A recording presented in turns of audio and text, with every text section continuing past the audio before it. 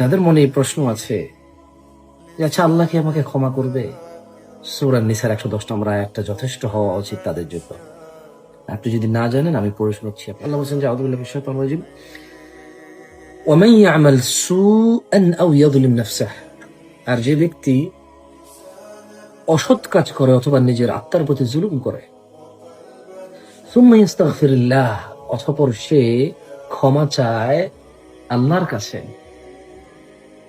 ইয়াজিদিল্লাহা গফুরার রাহিমা, আল্লাহর কাছে ক্ষমা চাইলে আল্লাহকে সে পাবে অতি ক্ষমাশীল, পরম দয়ালু হিসেবে। তো এই জীবনটা বড় মূল্যবান। যে যেখানে আছি থামি, অপরাধে যে যেখানে আছি থামি, এবং আল্লাহর কাছে ক্ষমা চাইলে আল্লাহকে পাবো অতি ক্ষমাশীল, পরম দয়ালু। Don't miss. বেঁচে থাকার কারণে এই সুযোগটা আছে অ্যাভেলেবেল।